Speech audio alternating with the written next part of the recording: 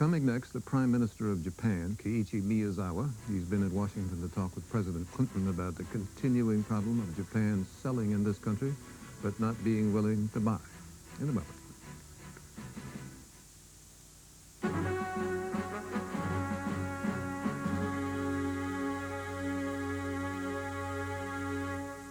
For decades now, a continuing disagreement, more or less peaceful, between Japan and the United States. The subject, trade. The fact the American market is wide open to Japanese goods, but the Japanese market is far from wide open to American goods. And a background report on this from Jack Smith. Jack?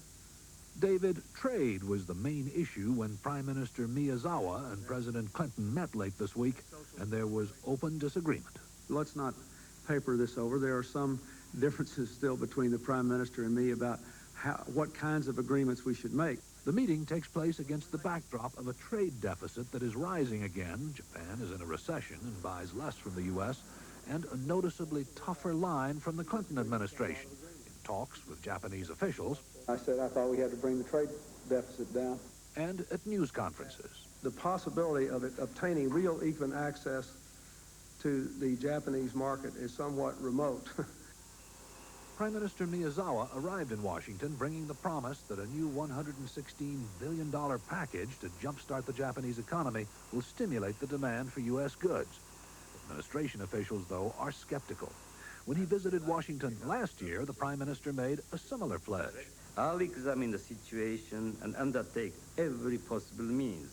It's part of what critics say is the Japanese preference for process, not results. They say, here's a new process we're going to go through. That doesn't get you anywhere. You have to get to a result. You have to say the goal is 20% of the market or 10% of the market. That is the Clinton approach. Specific commitments by Japan to buy specific U.S. goods, and U.S. officials point as a model to the 1986 semiconductor agreement, in which Japan agreed to allow foreigners 20% of its huge electronic chip market, a goal that was achieved just last month. It's an approach the Japanese, though, have rejected, and Miyazawa did again this week when he praised free trade, but added, This cannot be realized with managed trade, nor under the threat of unilateralism.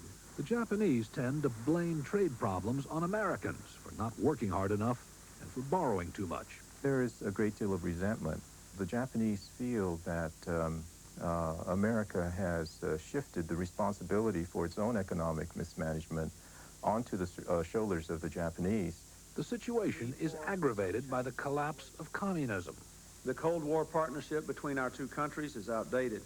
Not only is Japan treated as a junior partner, but Washington spends $60 billion a year providing security in the Pacific, where there are no longer any direct threats to the U.S. It's just not reasonable politically or economically to expect that the United States is going to bear that disproportionate burden forever. The end of the Cold War, then, has removed some of the glue from the U.S.-Japanese relationship, and that makes trade friction all the more noticeable. And with Japan's apparent refusal now to set trade targets and the Clinton administration's determination to get them, the stage seems set for more conflict between the world's two greatest economic superpowers. David? Jack, thank you. Here now in the studio with us is Prime Minister Miyazawa of Japan. Prime Minister, we thank you for coming. Pleased to have you with us. Now, Prime Minister, you had a meeting yesterday with President Clinton, and the reports coming out afterward were that neither of you accomplished a great deal. How would you put it? Well, primary purpose of my coming here is to get acquainted, get to know better with President Clinton, and I'm satisfied that I've been able to establish trust and friendship. That's most important to me. We did talk on trade matters, other matters as well, but I think we've been able to basically agree in what we should do, not immediately, not in a quick fix, but over a period of time. Last year, a trade imbalance of about 40 to 45, $49 billion between our two countries. The administration's position seems to be that's bad, and it's your fault. Is it bad, and whose fault is it? First, it's bad. I think Japanese government, I myself is as embarrassed as your government, your president. We are all in an embarrassing situation.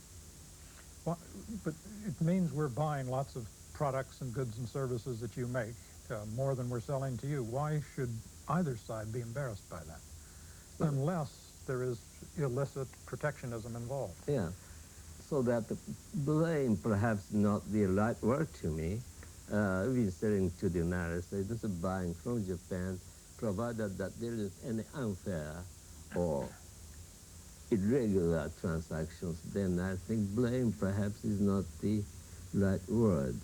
Although from economically speaking, this kind of lopsided balances cannot possibly last for, should not perhaps last for many years. You have ruled out as impermissible two particular approaches to changing this. One is managed trade, and the other is unilateral actions by one side or the other. Let's take first managed trade. The administration points as a great success to the semiconductor agreement whereby Japan agreed that 20% of its semiconductor market would go to foreign firms.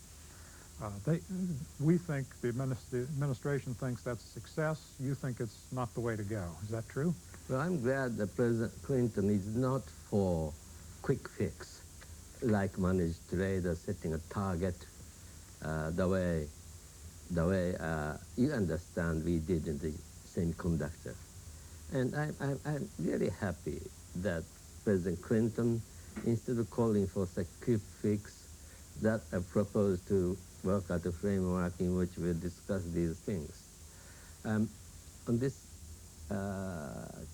semiconductor thing, what actually happened, I don't want to get into detail, but that United States business expected they'll reach 20% by the end of 1992, which Japanese business, yes, they would cooperate, but that insofar as the government is concerned, government recognizes the expectation of the United States and would be happy to see it realized. So there's a clear understanding, I think written, between the two governments. It's not a guarantee or promise. Mr. Prime Minister, this weekend the New York Times in an editorial said in the meeting with you and President Clinton, belligerence was close to the surface. Is that true? Are you nervous about the relationship with this new president? Not at all. We didn't mince words, but I developed my great admiration to your president. Perhaps that is the mutual. And the fact that security and military matters, which for so long were the prime issues bringing the United States and Japan together, are no longer at the top of the agenda.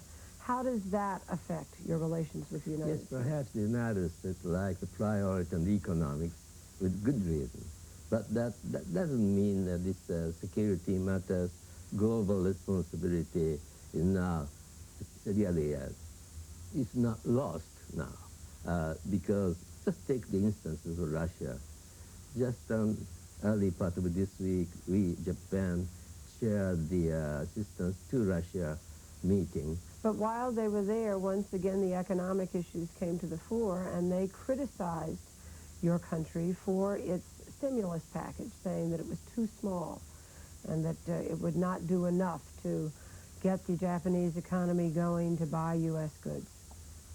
When somebody here criticizes our $116 billion package, a small or nothing, then it's really 7 times of the president is proposing to adopt, and that is a sizable amount of money. And how to spend the money, I think I know the best of anybody. So you can leave it to me. And do you think that President Clinton is ready to do that, to leave it to you? Oh, sure. Insofar as that amount of macro package is concerned, he had nothing to complain. Only he wanted to say that is the right direction, wanted to be the first step to be followed with subsequent measures. But yes, he does appreciate. Prime Minister, how does the United States reduce or eliminate its trade deficit with Japan? How do we do it? I wish I knew, Mr. Brinkley, we've been doing, both our countries, in good faith, over a decade, how to do it. First, we had the Plaza Agreement, by which Japanese currency was evaluated just 100%. We had 242 when that agreement started. Now we have 113 today. And that, I think, is one result of cooperation. Then we started on this structural impediments initiative that is talking together as to the structural problems of each country, as well as sectoral approach that is on automobile or semiconductors or these specific matters. So I think, to the best of my knowledge, anybody's, we have, I think, been trying on this in good faith for over 10 years, well, but still the balance stays. Still around $40 billion. Right. So there's a way to go. Yes. George? Yes, coming back to that, we heard a moment ago Mr. Gephardt, the Democratic leader in the House, say we want quotas, we want goals, we want specific targets. Are you saying that that is not part of the solution that your government will agree to? For two reasons. One, I really cannot promise anything I cannot possibly deliver on. Japan is a market economy like yours. How can anybody assure that business will do something or should do something over a period of time, not knowing the price, not knowing the quality, but just as the quantity? That really runs against the very principle of Adam Smith's God invisible hands. Adam Smith. That's one thing. Adam Smith the other thing, if you really want some government to do that, you are telling the government to be a managed economy, like the way Russian had been doing, which you want to them change now. But, Mr. Prime Minister, there's a lot of complaint in this country that you do have a semi-managed economy, and that there are all kinds of products that were higher quality American products, for instance, machine tools, that you did not allow into your country so that you could get your own machine tool industry going. And that through your own management, you've kept out our products. And now we're saying it's time to let our products in and not for you to be protecting yours in the way you were. That's what the American president seems to be saying. Your argument, Mr. Roberts, you used to have a very good machine toolers like Cincinnati, Ohio. You don't have them now. Not just because Japanese competition. Why don't they have? Apparently, the qualities of machine tools from other countries were found better. I think that was the reason these famous makers in Cincinnati now do not exist anymore. Well, of course, they'd say you put them out of business. Japan's economy is not strong enough to prevent Cincinnati machines to come to Japan and destroy the business. No.